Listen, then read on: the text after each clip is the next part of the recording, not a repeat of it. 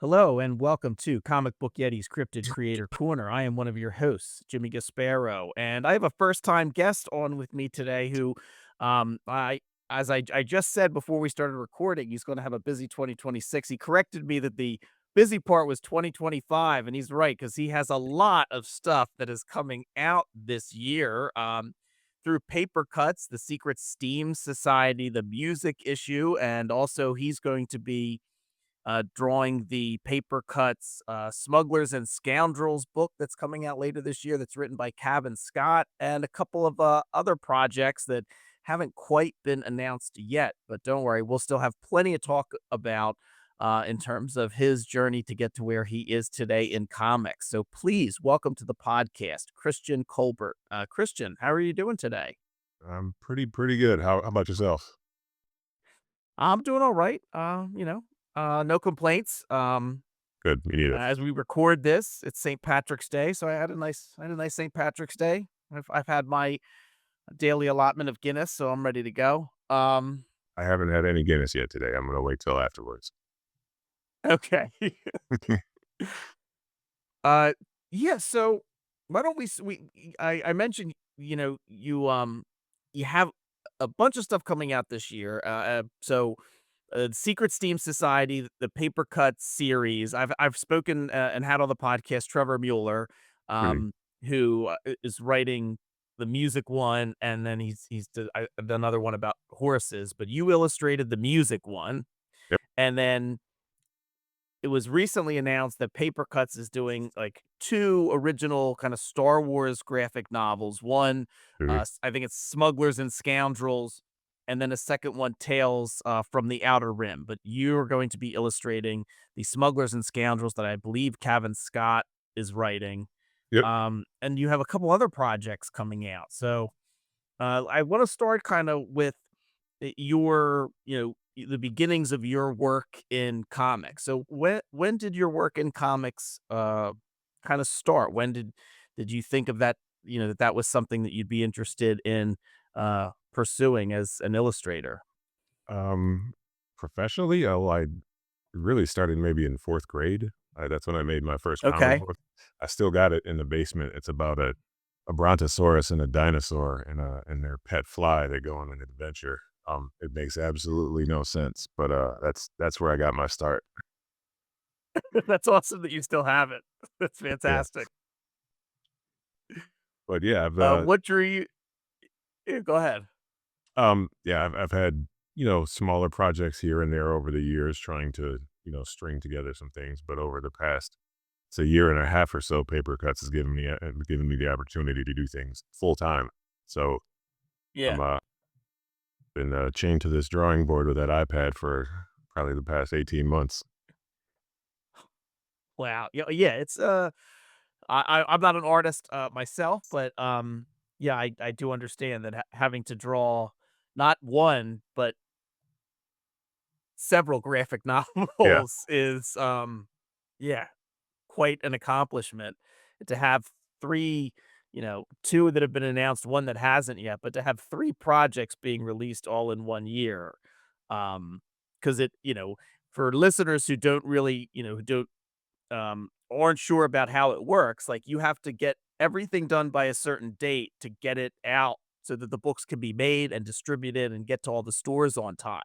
So if you have three books out in a year and the release dates are separated by 3 months, that means you're just like when you're actually making the books, you're bumping up on deadline after deadline after deadline, like yeah, three in a row, right?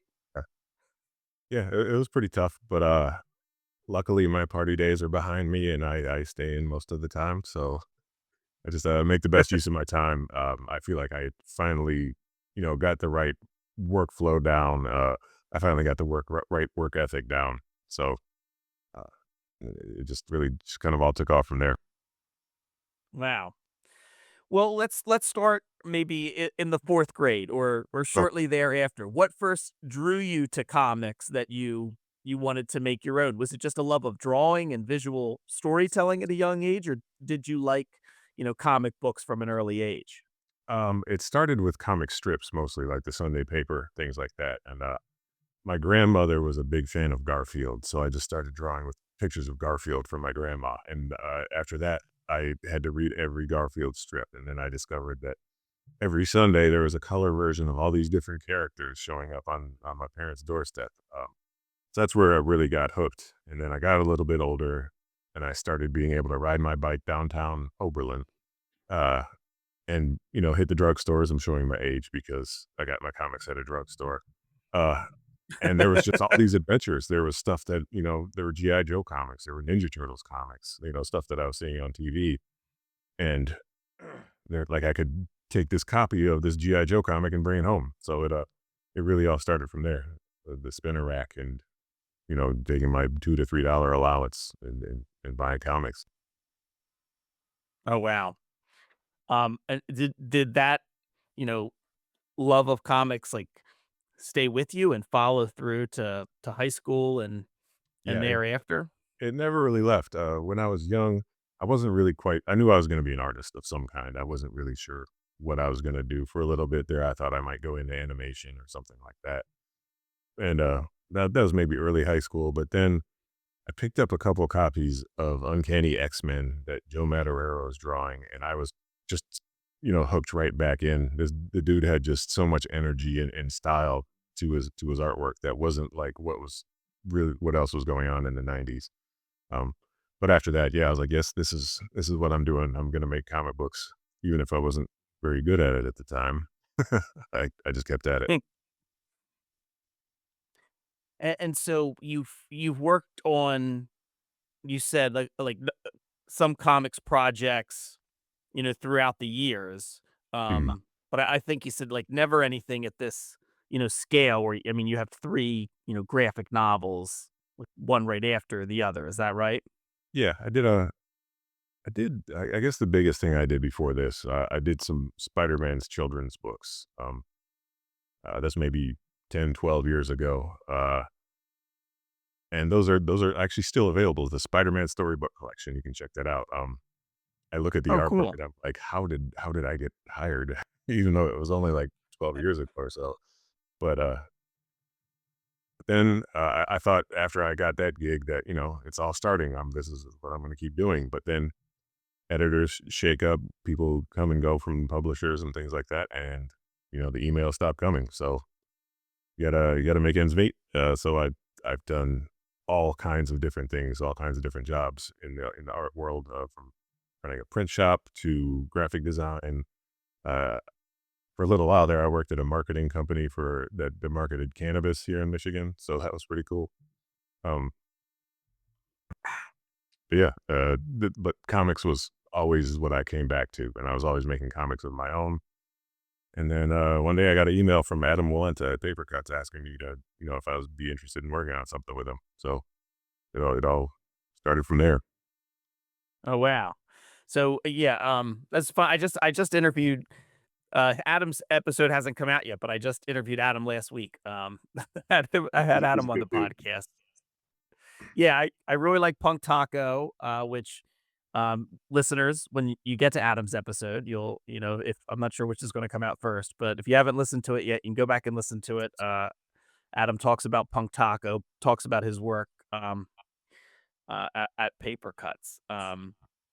So what was the biggest, having worked on some comics projects before and done other things in the art world, whether or not it's, marketing or graphic design or, illustrating other, like children's books, jumping into doing, a graphic novel and, like, something, of that length, Mhm. and then not just 1, but 3. What was the toughest challenge for you? You mentioned something earlier about you kind of found the right work ethic or workflow, Mhm. and so I'm just curious, was, like, you know, like, the time management of it all? Was there something else unique about the process of illustrating the graphic novels? What would you think was the biggest challenge, you know, for your 2025? Um, I would say it's just time management. Getting enough work done, with your job, it's your job that I spend, 40, 50 hours a week on getting enough work done to where I feel like I'm, not falling behind. Um, And luckily enough, working with graphic novels, they work so far ahead, um, than, rather than, floppies that basically it goes to print like 2 days after the book is done. With graphic novels, you have a bit more lead time, so that's Yeah. a little comforting. But yeah, I say the digital workflow really helped me out a lot. If it weren't for computers and iPads and Photoshop and all of that, I don't think I would be able to make comic books full time. That's I do not know how, the greats before me managed to do it with just, pencil and paper and ink and faxing pages and FedExing things. Like, Yeah, it's I amazing. think I think some bit of magic is involved. Yeah. Uh, well, let's talk about some of the projects in particular that you're working on. And I kinda wanted to start with Star Wars because I noticed, I don't know if it was somewhere in social media or somewhere online, um, when it talks about some of the things that you've done before. And then it also mentions Rebel Scum, which made me think like, okay, so did was that there in terms of in your bio before Star Wars came along? Is this something that you've been a fan of that you got to now draw? Well, I've always been a Star Wars fan since I was a kid. Okay. I saw the first movie in the theater with my parents as an infant in the drive-in, so that counts. Um, and I've always kind of aligned with the rebels. I just identified with them, so I kind of put that out on all of my handles for social media, things like that. Oh, I love that. Yeah, so I mean, something as beloved as Star Wars, and I don't know how nerdy you were about it, or how deep your love of Star Wars goes, but I mean, I was, and still am a huge Star Wars fan. Of course, Um, yeah, so when you get to do something like that and draw a project, do you get an opportunity to, like, either, uh, bring in characters that you would want to draw, or was there anything in particular that you can kinda tease about this issue that you were excited about getting to actually illustrate for the graphic novel? well, the whole thing, like it almost didn't feel real for a second there. Because it's like getting drafted into the NBA or something. Star Wars is huge. It's arguably the biggest IP on the planet. And getting to work on it, even if it's just, a kid's graphic novel, it's like, yeah, sign me up. Um, but as far as characters and stuff goes, it stars Jax, the Green Rabbit, who I had never heard of this character before, honestly, until they showed me the script and I looked up, some YouTube videos about him. But there are some new species showing up that I got to work on. I got to create. There's a couple of new spaceships that I got to design. I don't know Oh, how. that's awesome. Yeah, there's two spaceships that I got that are completely my design, which is awesome. One of which is for a very popular yet somewhat maligned character. I don't know if I can say the name just yet, but you guys will see it when it comes out. And there's Jax's ship, the Rabbit's Foot. I got to really just kind of dive in. I made a whole schematic drawing of the ship. That was pretty cool. Um, when I was younger, I used to kind of shy away from things I wasn't good at drawing, and now that I'm older, I really just lean into it because I'm just gonna get better as an artist. And like, I hadn't drawn many spaceships before, but no, there's an opportunity to get better as an artist, so I took it, and I think you guys are gonna like this ship. For the one character, I wish I could say his name, but I can't. Um, yeah, I read that in the when the in the announcement about some of the characters that were going to be involved in it, and yeah, I'm familiar with Jax, but I mean, I think only because I had, I mean, I want to think I'm not positive. People will correct me when they listen to this, but I thought he had started, like, his origin was in the Star Wars comics from, the I guess the late 70s or 80s. I thought he initially was a comic book character, but yeah.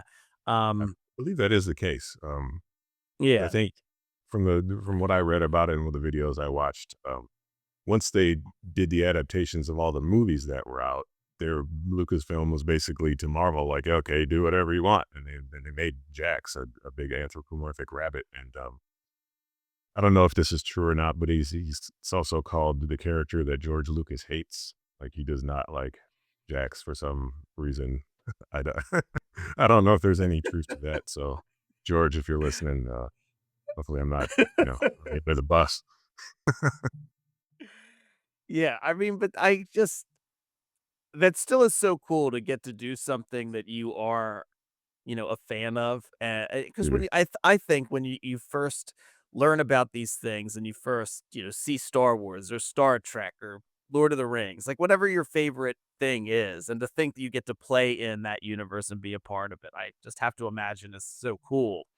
Um and yeah, I mean, this is a big deal though. Papercutz moving in and into having Star Wars books and kind of to trying to, attract a new audience with these younger graphic novels and the some of the preview pages that are out there that I've seen, it looks fantastic. I mean, you get to do Han and Chewie and Yeah, I mean, you don't yeah. have to There's say anything if you don't want, but it's called, you know, Smugglers and Scoundrels. So, I'm assuming we might see some other bounty hunters and things along those lines. there's So, a few just me guessing, just me yeah. Well, guessing. floating around out there, you can already see the on the marketing stuff. There's Boba Fett's in it, and I get to draw Boba Fett, which Yeah, is awesome. He plays a decent sized role in the story.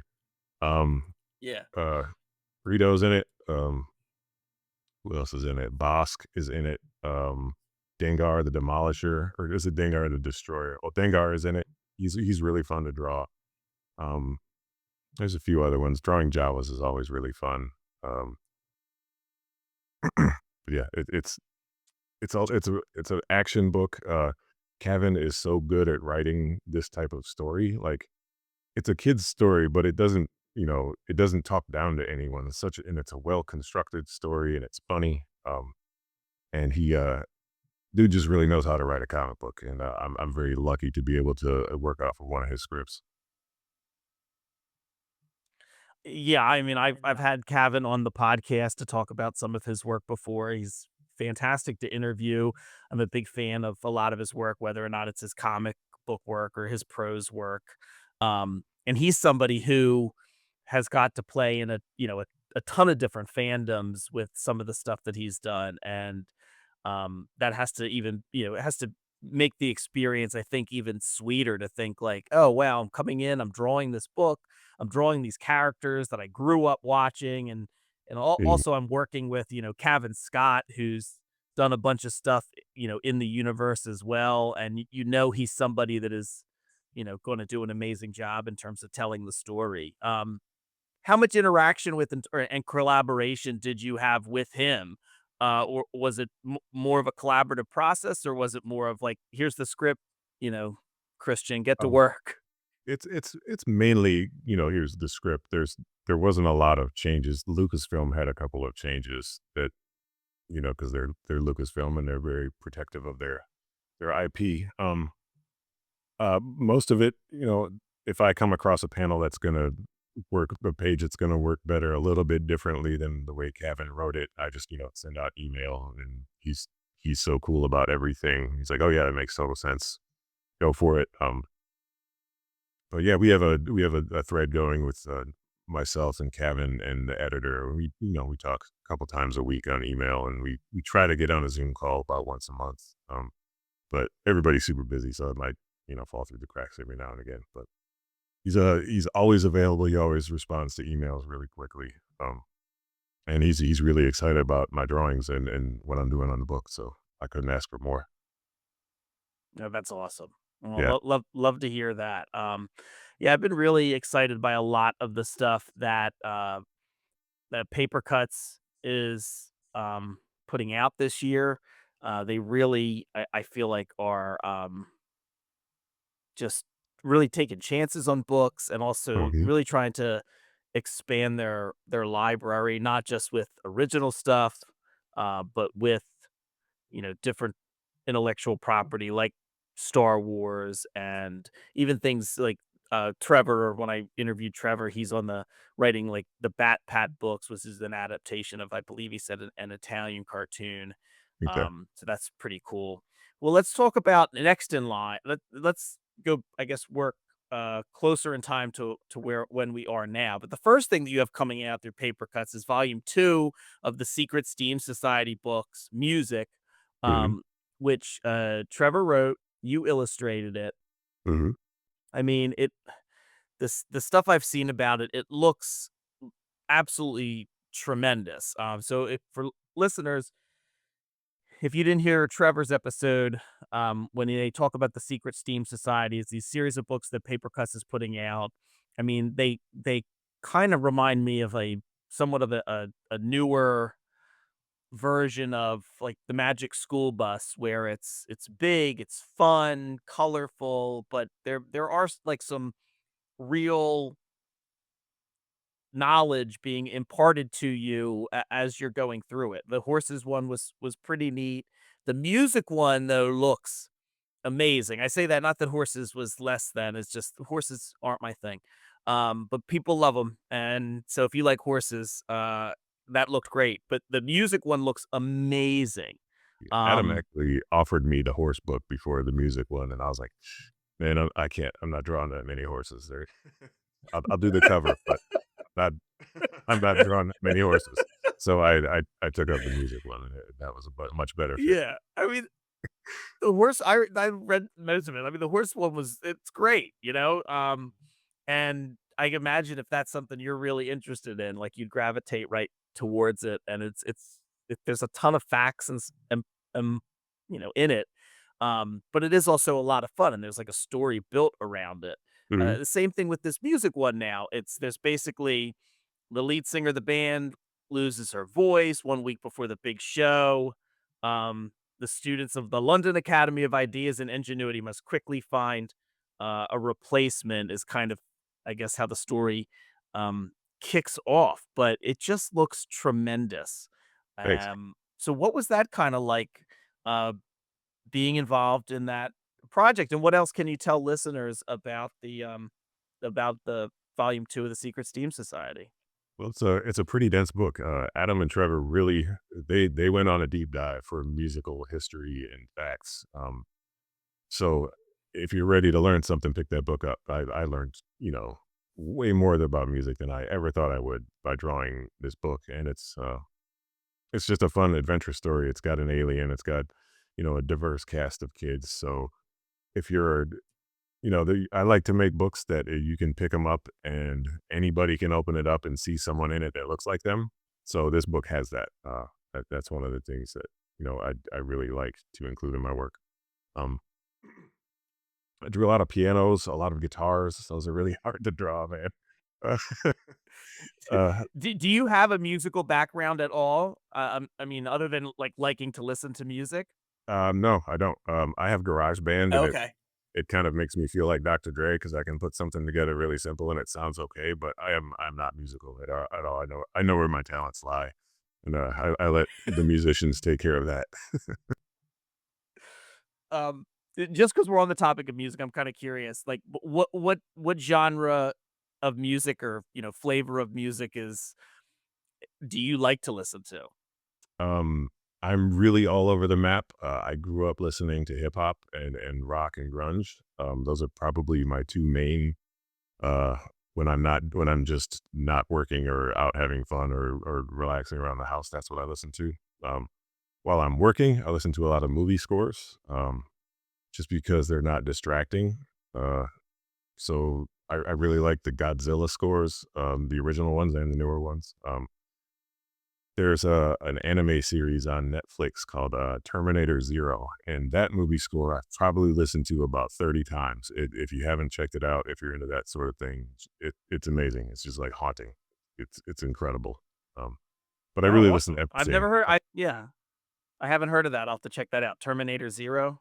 Mhm. Yeah, I I Cool. I love hip hop. I love rock music.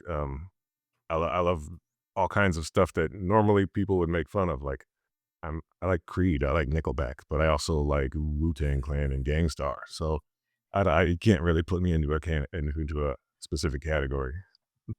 Right. Yeah, that's tough to do. Yeah, I don't know what the Venn diagram looks like of yeah, Wu-Tang and Nickelback fans. yeah. It Me. it's just Christian. Yeah, just just one person. There might be somebody else out there. No, I mean, I look, Nickelback, it got has and Creed really has Mhm. gotten, like, a bad rap over the years, but, like, I can admit that there have been plenty of times where I have been having a great time listening to, you know, Nickelback when the song came on the radio. Like, it's not like something I turn off, so they've kind of been a bit of a, punching bag in recent years for, like, bad music, but I think that they have plenty of great songs, Yeah, so, they've sold millions and millions um of albums, and there's plenty of yeah. other people out there that love 'em, so, I mean, Yep. I love all kinds of stuff, like, I love Rob Liefeld's work if you wanna compare it to comics. He gets a bad rap all the time. I love his books, man. He knows how to make a fun comic. He'll probably tell you himself he might not be the best illustrator on the planet, but he knows how to make a good, fun comic and then sell the heck out of it. So, there's something to be said for Yeah. that too. Oh, absolutely. Yeah, no doubt about it.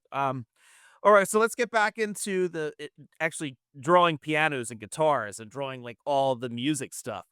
Okay? Um, so if the fun of Star Wars and getting to do that was drawing these characters you love, getting to design a ship, what was there anything special, in terms of your enjoyment of doing the work about the music issue? Yeah, there were a couple of scenes in there that I really love. There's a double page spread of the kids flying through this portal, like through time, and it starts like from the first radio broadcast and goes from, old blues all the way up into current time. So it's got a big montage of musical, legends. Like it's got Blondie and Elvis and Chuck D and Kurt Cobain and all kinds of hip hop legends, Jimi Hendrix, the Beatles. If you guys pick up the book and open up, it's a big double page splash, and I think you can tell like I had a really good time drawing it. And another page I had a lot of fun drawing was the hip hop page. So it's got a DJ, it's got an MC, it's got graffiti in the background, it's got a little alien breakdancing. So it was just fun. That the day I drew that page, I just remember sitting there just smiling. You when you're doing something like this, and there are a lot of, historical references as well. Mm. Is that something that you're kind of given as part of the script, or is a lot of that on you if it's like, "Hey, we need you to, we're gonna do this montage. We wanna show, like, actual people. We wanna have, what Robert Johnson looked like if we're doing the blues," or things along Mm. those lines. Like, are you Googling and finding references yourself for all of these, like, things for historical accuracy, or how does that aspect of it work? Well, the way Trevor writes his scripts, he builds a lot of reference right into the script. So the file I get has some Okay. images and stuff already. So that's really helpful. Um, but at the same time, I go through a deep dive and find stuff. Like if I need to know, need reference for Jimi Hendrix, there's, all kinds of photos out there, and I need a certain type of reference for that one shot. So a lot of it I hunt down myself. If I need assistance with anything, I can just hit up Adam or Trevor, and they always jump in and put recommendations or what they think about, what kind of reference to use. Eh, one of the things I was curious about, and, in terms of, your style, from what I've seen so far with the music issue and some of the stuff the little bit of things that I've kind of seen from the Smugglers and Scoundrels, um, you have a style that it seems like perfect for like Papercutz books. Like your Mhm. illustrations are lively or fun. Uh, did your is that just you happen to draw this way and you've met the right moment in terms of Papercutz is looking to put these books out, or, has your did your style change at all, or adapt in terms of to some of the stuff Papercutz was looking for? Um, I would say I adapt a little bit for Papercutz. I already have a pretty cartoony style. I like to it's not quite anime or manga, and it's not quite like Disney style. It's kind of like a mix of all of that stuff with a little bit of American comic books thrown in. Um, but like with the music book, it skews younger to a younger audience, so people are gonna be smiling a little bit more. There's gonna be a little more sunshine and, people are gonna be upbeat.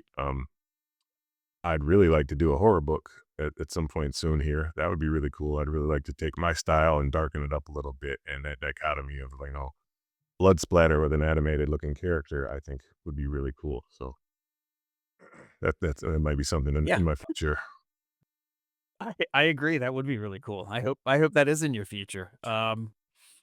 Eh, y when you thought about, um, you know, doing more comics work, I'm kind of curious, sometimes what we think we're going to be doing and what the work's going to look like doesn't always match up with, like, the jobs we get or the opportunity. So how did your idea of what drawing comics full time compare to actually drawing comics full time? Um, I don't know. It's been an idea in my head for so long. Like when I was in college, I was sure I was going to get hired by Marvel directly out of college, which is not the case. And that Right. I mean, It's I it's it's it's not the case for you're not alone. It's not the yes. case for a lot So of people, right? yeah, so I just kept at it. I kept working at it, and kept trying to get better and better at what I do. So I would pick up gigs doing covers, lettering, inking, pre-press stuff. I even worked at a comic book printer for a while, so I've worked in pretty much every aspect of comics. But what I really want to do is be Wow. drawing them and coloring them. But yeah, it's been a challenge. It's been a challenge. It's been a long road. I didn't get hired to draw my first graphic novel until I was 46 years old. So Yeah. it just shows you if you keep at Yeah. it, it can happen. Yeah. Well, look, I I didn't I never thought ever about being a writer. I'm a lawyer, but I don't in case listeners, my listeners know, but I'm a lawyer by trade. But my first graphic novel that I wrote is coming out with Papercutz on April 21st, the same day as volume 2, and I Oh just wow! turned 47 on Saturday. So Oh wow! Well, happy we're birthday, and we're release date buddies. How cool is that, man? yeah. Yeah, so there thank you for the birthday wishes, and yeah, so Secret Teams your first both of our first Papercutz books are coming out on April 21st, right? Same day. Wow, that's awesome. I will Uh, definitely have to give yours a pre-order. oh, well, thank you. Yeah, I'm already excited for the music, and I gotta get Star Wars when that comes out, so, Yeah. I think they look really cool. I don't care if they're gear for a younger audience or not. I wanna see Han and Chewie, and I have this weird love of Dengar, so you got me excited when you said Dengar's in it. You'll you'll like this story then. There's a couple of cool little Oh, Dengar good. beats in this story that you will love. Um, That's fantastic. So let's talk about some of your influences, whether or not in terms of artistic influence, and whether or not it's comic book artists or you know hmm. whomever it might be. um, The Impressionists, children's book illustrators. I'm just kind of curious, like when when you're working on whatever it might be, whether or not it's graphic design or other comic books or anything artistic, were there, mhm. any artists in particular that had the biggest impact or on you in terms of the development of your craft? um, well, growing up, like I said earlier, Joe Madureira, I discovered him in high school, and from there, I was just inspired to make comics again. So that dude is like one of the greats to me, if not one of my favorite artists. I really like Humberto Ramos's work. His Spider-Man is hands down, maybe only second to Michael Ringo's Spider-Man, who is also a big influence on my style. Ringo had such a cartoony and fun and bouncy style. I really tried to emulate that when I was younger, and I think some of it might have crept into my work. Um, I love Arthur Adams stuff. He's always, his X-Men classics were some of the first comics that I read when I was a kid. So Yeah. but yeah, but I also love I love Frank Miller stuff. I love David Mazzucchelli stuff. I love classic stuff. Walt Simonson. Funny story about him. His nephew grew up in the same hometown as me, and my high school girlfriend, her brother was like friends with him, so they organized this sit down meeting for me with Walt Simonson and Weezy Simonson when I was like 16. So I was sitting with a legend, and I didn't even really know it at the time. Oh, yeah. Oh, yeah, that's wild to think Yeah. like, "Oh, hey, we're Oh gonna set up hey, this meeting for you with Walt and Weezy Simonsons." but they I still remember it very well. They could not have been nicer people. And Weezy Simons, he printed off a Superman script for me to try to illustrate. And I was 16. I didn't, you know, know anything from anything at that time. But just them being that cool to me, a young fan and a young artist, Yeah. was amazing. Yeah, that's awesome. Yeah. Yeah, that is pretty cool. I've I don't I mean, I would love to have them on the podcast. I ran into them. I've seen them at Baltimore, like, just to get stuff signed. I do not know, Walt or, Louise Simonson, but, yeah, talk about a couple of legends in the Yeah. comic book industry and, um, yeah, Walt's work on, Orion, I just absolutely love, and Hmm. so many other things. Louise Simonson's work on the Superman, on Man of Steel is just, Yeah. incredible. So that's pretty that's that's a pretty funny story Yeah. Yeah. to think you were sitting down with them. I'm That's pretty sure he and that they ge pretty sure he probably does not remember this or remember who I am. But if he does remember, well, that was me. And if you're listening, that was me. Thanks. um, yeah, and so, there's another book you've coming out with Papercutz that hasn't been announced yet, but it sounds listeners, um, if you Google it, you'll you'll You you'll can find find it, it. you'll figure it Yeah. out. It sounds like yeah, you can find it. It sounds like a really great project. Yeah. Sounds like it's more what's action and adventure, Mhm. oriented. Yeah, Yeah, and that was so the you've first book. had That was the first book that I mm, worked on with the editor, Charles Beecham, and we enjoyed working together so much that when Star Wars came around, he texted me, and we don't really text that much, so I was like, "Oh, okay, yeah." He asked me if I could get on a call real quick, and I'm like, "Okay, what's this about? Am I like, getting fired or something?"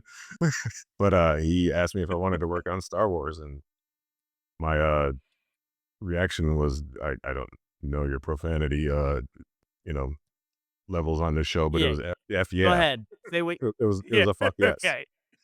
Yeah. Fuck yeah, I wanna work on Star Wars. Kidding me? Yeah. Ah, yeah, that's so cool. I just I love that.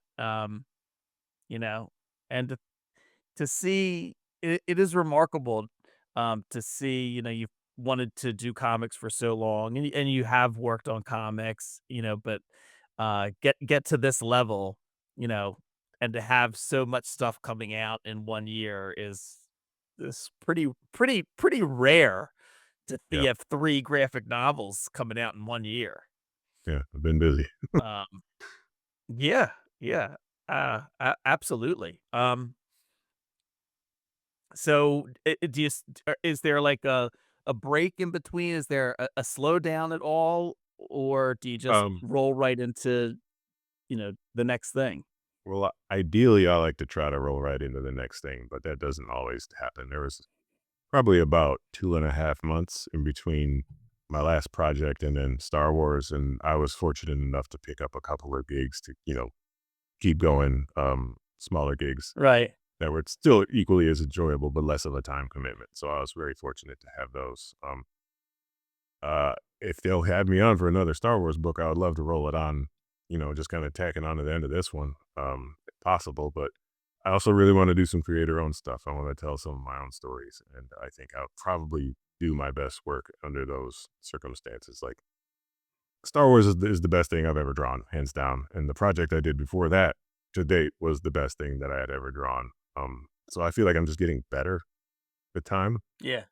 Whereas I sometimes artists will have a drop off when they get older, but they've also been maybe working in the industry a lot longer and more consistently than I have. So I don't know. Maybe I'll burn out real fast and just start being terrible in a couple of years, but I hope not. Oh, I don't think that's gonna be the case. I feel like you're just getting started, which might sound strange to you to say because you're like, "Well, I've been here. I've been doing stuff for, however many years, since I was in the 4th grade." But, yeah, I don't know. It sounds like the wheels of fate are turning for you, Mr. Colbert. Yeah, I think it's working out pretty well. And I'm very grateful to be where I am. I got a great team around me supporting me, both people I work with and people in my personal life that have always been, you know, had my back and believed in me and doing what I'm doing. And they never once told me to give it up. You're not going to make it any situation like that. They just said, keep going. It'll happen. Well, I mean, it's tough to do anything without a good support system. Yeah. So, So, true. you know, that's fantastic. Real before I let you go, you talk about creator-owned stuff and some other stuff. I'm curious. You already mentioned you would like to see your style in like a horror book. Is there anything else? Just in terms of like genre or like a flavor of the story. I'm not asking you to like Um, reveal all your pitches or anything. But other than like a horror book, is there anything else that you're like, you know what I really want to do? I would love to do something like this. I'm Just in developing. case there's somebody out there listening that's like, "Oh, hey, some writer out there that's like, Christian, you'd be perfect for it." Yeah, well, the one thing I've at the horror project, it's been kind of slow brewing over the past like 20 years, a bunch of ideas that I just have rolling around in my head. So once that gets going, I'm sure I'll let you know. I have a stoner comedy that I'm working on, kind of in the vein of Dazed and Confused or Pineapple Express, kind of like that. Uh, that's something I want to work on. I also have some other, stuff aimed for younger readers that I'm developing also. Just because it's such just a fun area to work in, and I like the idea of some kid picking up a comic, kind of the way I picked one up and saw John Burns artwork. Some kid might pick up my comic and feel the same way about my drawings, and it might help them, become an artist. So part of that would just be amazing to me. That's part of the reason why I do it. Awesome. Well, that's fantastic. Yeah, I wish you the best of luck. I'd love to see your style in a horror comic as well, and I do enjoy a good stoner comedy. So, that sounds great too. Listeners, Secret Steam Society Volume 2, the music volume, the music issue is going to be out April 21st, 2026. You can get it from the Papercutz website. There, I'll put a link in the show notes. You can also get it wherever you get your graphic novels, or let your local comic shop know as soon as possible. Um, so that they can order it for you and it'll be right there in your pull box or wherever they keep your comics. Star Wars Smugglers and Scoundrels, Volume 1, Race for Jabba's Bounty. That is going to be out September 15th, 2026. And same thing. You can pre order it, I think, right now from the Papercutz website or let your local comic shop know. You can get it wherever you get your graphic novels. The other Papercutz book that we've kind of mentioned but hasn't officially been announced yet is actually going to be out between those two. So I think sometime in June you're going to see an announcement soon, probably for another book that Christian has illustrated from Papercutz that really sounds great. And I think it's going to be a probably a big action adventure book. Um, and it's It really and is. Yeah, so same thing. We'll put a link in the show notes to it. You can let Papercutz know that you'd like a copy of it. You can pre-order it from them. And yeah, and I'll have a link so you can follow Christian online. So when he gets that horror book or stoner comedy or whatever it is he's going to do next, you'll be able to pick it up. But Christian, thank you so much for coming on the podcast. This has been great, and I'm, you know, uh, really excited for you in terms of the work that you've put in and all the stuff that you have coming out through Paper Cuts. And yeah, I wish you the, you know, success in the future, and you ever want to come back on and deep dive into some of these books or some other stuff you have coming out, please feel free to reach out. Awesome. Well, thank you for having me. It's been a fun experience. I haven't been on a podcast in a few years, and I'm trying to up my social media presence a little bit. So you might see a little bit more of me in front of the camera somewhat soon. So keep an eye out for that too. Awesome. Yeah. All right. Well, listeners, you know what to do. Check out these books, even if you're not into all ages stuff and you're still listening to this. You know, you're still listening to the episode up to this point. Graphic. I said it before, but graphic novels make a great gift. You're going to have to go to some friend's kids or a niece or nephew's birthday party, and these Papercutz graphic novels are wonderful. I've never had anybody, you know, complain or be upset that they got a really cool graphic novel as a present. So, um, but thank you so much for listening. Rate, review us, do all the things they tell you to do for podcasts. It really does help if you rate the podcast. It does help.